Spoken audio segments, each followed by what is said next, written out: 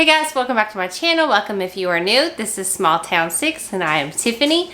And today I am bringing you that monthly food challenge collab that I host. This week we are going to be doing the vegetable challenge. Everybody participating this week will be making something with a vegetable in it or making their favorite vegetable dish.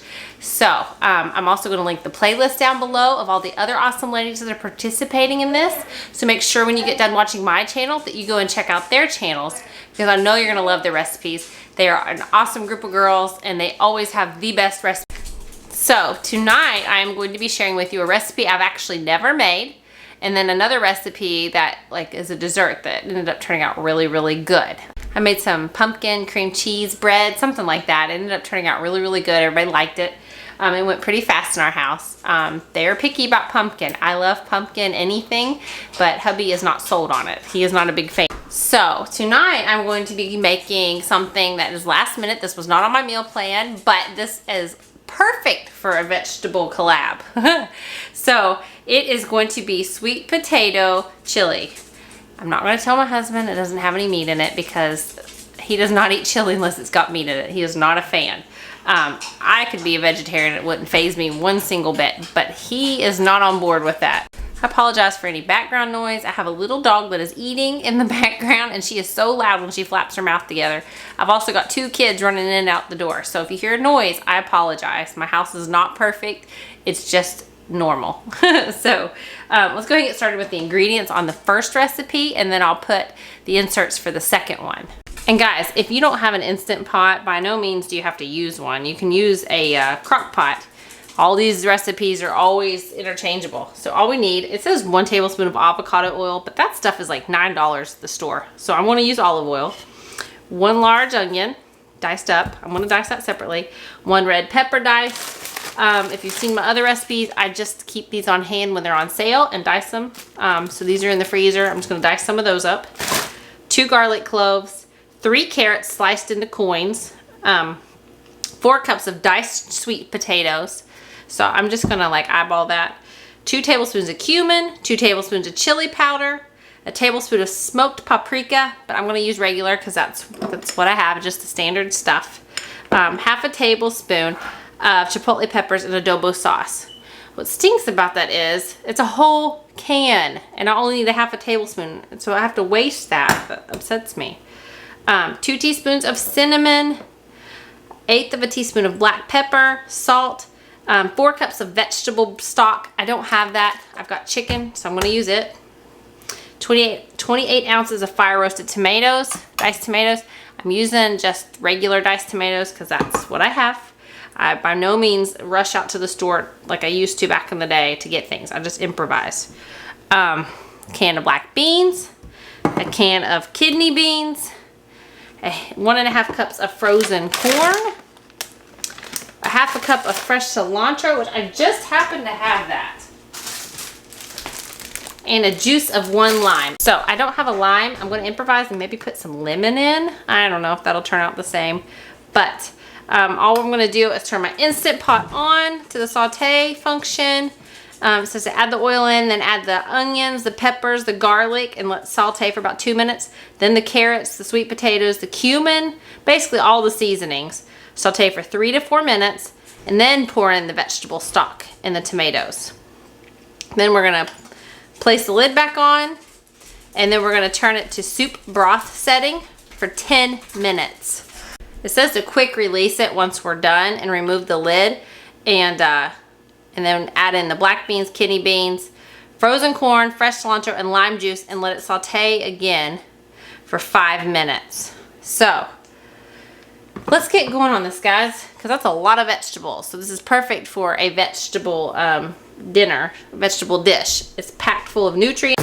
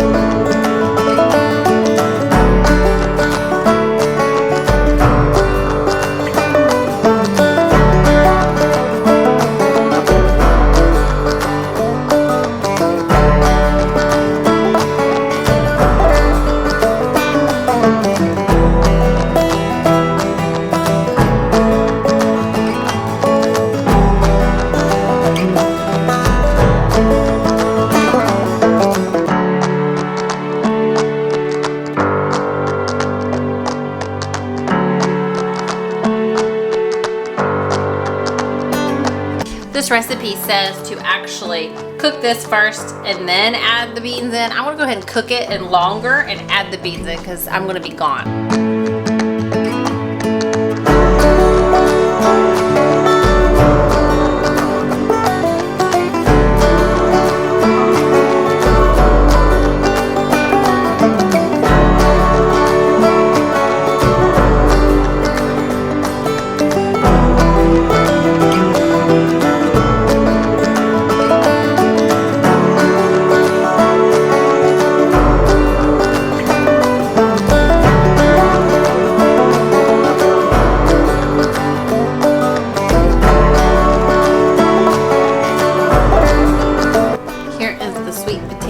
Black bean chili. Sorry for the lighting being so dark. I'm going to top it with some cheese. You can put sour cream on it, cilantro, whatever you want, but it's full of tons of vegetables.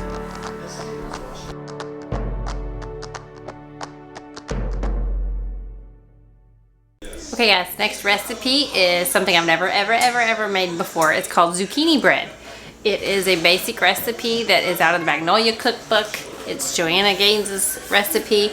So I grew up, my mom made this, grandparents made it. I think everybody like in the family line has made this. I've never made it. I don't even remember eating it, but I just remember that my mom has made it and she has a recipe and all that. So I'm big on making banana bread, but I've never made zucchini. And I thought, hey, why don't we give it a try since we're doing the vegetable challenge. So basic ingredients. You need 1 1/4 cups of vegetable oil. You need 2 cups of sugar, 4 large eggs, 1 tablespoon of vanilla, 3 cups of flour, 2 teaspoons of cinnamon, 2 teaspoons of baking powder, 1 teaspoon of baking soda, a 1/2 teaspoon of salt, 3 cups of thickly shredded zucchini. It says about 2 medium ones shredded. And then this one I'm not putting in, but this is what is in most recipes, I guess. 1 cup of crushed walnuts. I don't like walnuts and nobody else does, so I'm gonna omit that just like I omit the nuts out of banana bread. So I guess I'm just gonna preheat the oven to 350. I'm gonna spray a 9x9 like loaf pan, and then in the bowl I'm gonna whisk together the oil, sugar, eggs, and vanilla, and then I'm gonna add in the dry ingredients. And then it says you can, if your zucchini, to dry it out, like try to soak it up with like a towel or something like that, and then fold the zucchini into the wet and dry mixture, and then fold the walnuts into it. And then I think you gotta bake it for 50 minutes. Let me double check that. Yeah, bake it for 50 minutes. And that's it. It says you can put butter on it, whatever you wanna do. I've never had this, so I'm assuming it's similar to banana bread, just with a different ingredient. So let's go ahead and get started, guys.